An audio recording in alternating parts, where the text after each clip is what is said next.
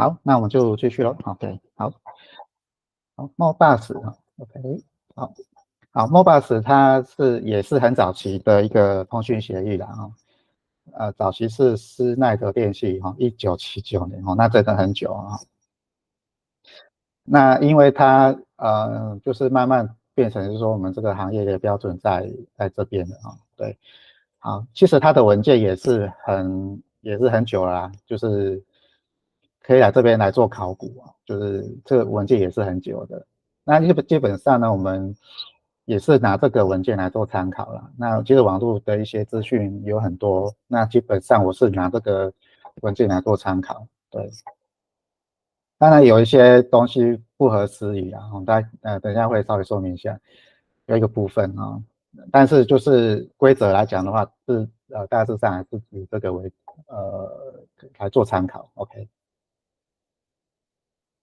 好，那基本的框架是这样子啊，刚刚我们讲到说485它是主从的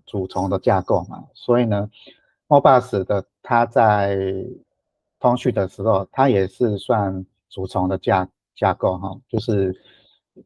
一问一答的方式啊，Return 跟 Respond 哈，两个做询答的方式，OK。那框架这里面的内涵的资料有哪些哈？第一个就是device address，就是你这个装置啊，我们每个装置都有一个 address。好，那你要做什么事啊？你就是要一个function code 啊，一个代码，OK。那后面呢？后面就是资料，后面就是资料，OK。最后呢，就是 ERC check ERC check。好，那今天我们讨论这 ERC check，我会暂时先忽略哈，它有一个算法了哈，其实这算法也很公开了。那如果你想要在程式上面怎么去做这个的话，你可以在 Google 上面去搜寻那个 GitHub，你的关键字就打 Modbus 的 ERC check，应该就很多范例出来了哈。OK，好。那我要respond 回来的时候呢的序曲框架就是device address 后来就是 function code function code 啊，就是我要做什么事我要跟谁做通话就指定谁，然后呢，我要回复你做什么事我再吐资料给你这样子。那后面就是 ERC check 很简单，基本上就是这样子的互动这样子的互动。好，那 Modbus 它有两个 mode 一个是 ASIC 跟 RTU mode 这两个 mode。那我们在业界来讲的话，最常用就是 RTU mode RTU mode。那为了不让大家搞混所以呢，今天是讨论 RTU mode 对。那有兴趣的话，就是自己在看这个文件对，好，好，那这个文件你们要叙述的部分，这个如果是有在写组合语言的话，应该是比较有帮助啦对，那它有规范是说，你每个序曲的框架之间呢，要隔多少的时间就是你的底内它要隔多久？那这边的规范是3.5个字元的时间那如果你是在写assembler 的话，或者就是一般我们讲组合语言来讲的话，当然这个序曲是需要做参照了可是我们在厂商就是装置或者设备厂商，他们也有一个规范就是在每个序曲的框架中间的延迟时间，他们也会有定义那我看到比较多的部分就是100 millisecond 跟200 millisecond对。那如果就是比较安全的话，就是走200 millisecond 就可以了对。这也是一般的做法哈，对，一般的做法。好，那这个大家这个大概知道就好了啦，这个大概知道就好。对，好，那它里面的内容呢，就是它的呈现方式是什么哈？呃，我们这个 RTU 它是 Pioneer Code 是走配时啊，配时就是只有静止啊，只有静止。对，那资料结构的话就跟 UR 一样的啊。那最后呢是走GRC check，OK，它基本栏位是这样子，RTU mode 是大概是这样子。好，好，刚刚有提到 function code 啊，function code。那它有几个方序扣呢？好，那我这边框黄色的是，就我目前来讲的话，有厂商或者有设备的厂商，它有在使用的哈。当然是说越往下哈，数字越大来讲是比较少用了。那最常用的几乎是在前面而已哦，就是01、02、03、04、05、06。对，那通常我要去读的时候呢？通常就是3跟4会比较多啦。对，那如果要做写的时候呢，可能就是6啊，或者5，也是比较多的，比较多的设备厂商在使用这样子。所以呢，这个方讯扣基本上也是要依附在设备厂商那里怎么去做规范因为毕竟这个文件是刚刚提到过的那个施耐德电器嘛，那当然这个文件是符合他们的使用了，所以呢，那个每个方讯扣里面的内容是什么也要看这个装置厂商它的定义是什么那唯一不变的就是这些 code 本身这数字本身是不会变的。好，好，那我这边举个案例这04刚讲了1、2、3、4、5、6嘛，那我提出来04来做一个范例，稍后会做一个实物的范例，也会跟这个来做一个 match OK，好，那04的话就是这边是读暂存器嘛，OK，它的这边说明是这样子。好，那里面的内容的话就是好，这边有 slave address 11function code 04。好，那以他们的设备的解释呢，第一个 byte 是start address high start address low 就接下紧接着两个是00跟08，好，就看得出来我要读这个暂存器的位置是08，然后呢位置是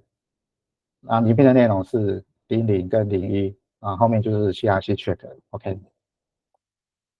好，所以它是要读11的 slave 的装置OK，好，那 respond 的格式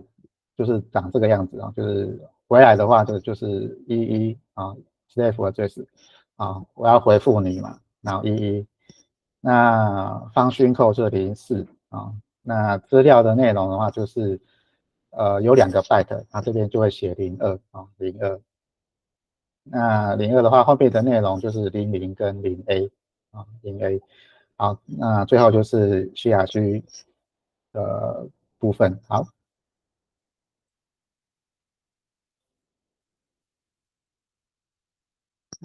，OK，好，基本上 NoPass 就到这边就讲完了，就很简单。那只是说比较呃多的部分就是每个 function code 的应用啦，因为基本上我们还是要对应那个装置的厂商嘛，或是设备，那它有很多，像 PLC 它也是一样就是有很多的一些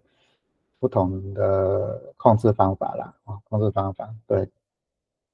好。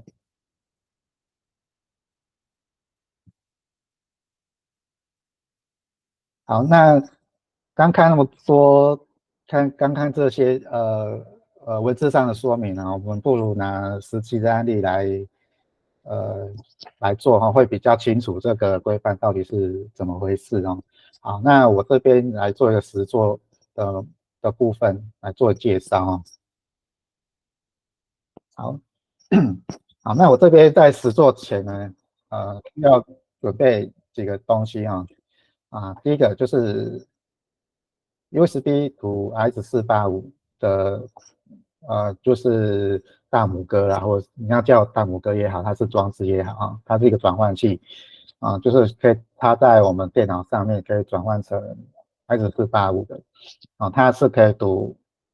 用来读 RS485装置的部分。OK，好，那我是拿一个感测器，是温湿度的感测器，它是走485的，但是呢，它又是 Modbus 的格式通讯格式的，对。再过来呢，你要准备双绞线双绞线。那有没有包覆倒是无所谓了OK，好接下来就电源嘛，因为我们那个装置需要电源那看什么装置，你又要给它相对应的电源。OK，好。那软体的部分呢？我是用这个南华电机这个软体啦，它的好处是比较简单比较简单。对，嗯，因为主要是说，因为我们有 CRC check 嘛，那个计算方式，这个是可以不用去填入了，所以你要做测试的话，变比较方便那这个软体也是很久了啦，对。好，那这是我拿，这是右手边呢，这边是USB USB 转 RS485的转换器转换器，对，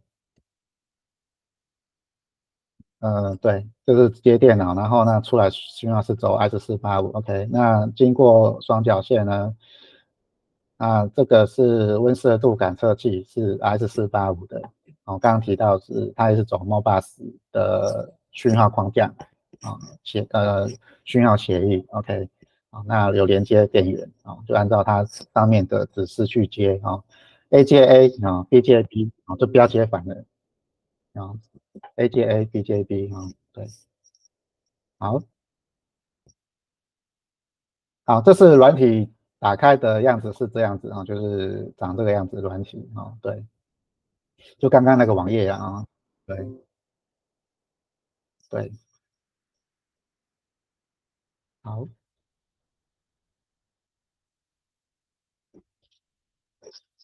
好，那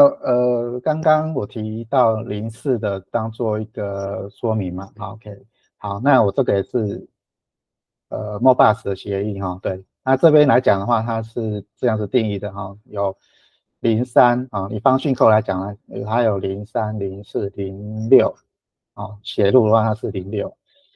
那另外一个部分的暂存器它用10OK，好，那所以我要读温度值跟湿度值的时候呢，我就是寄存器类型嘛，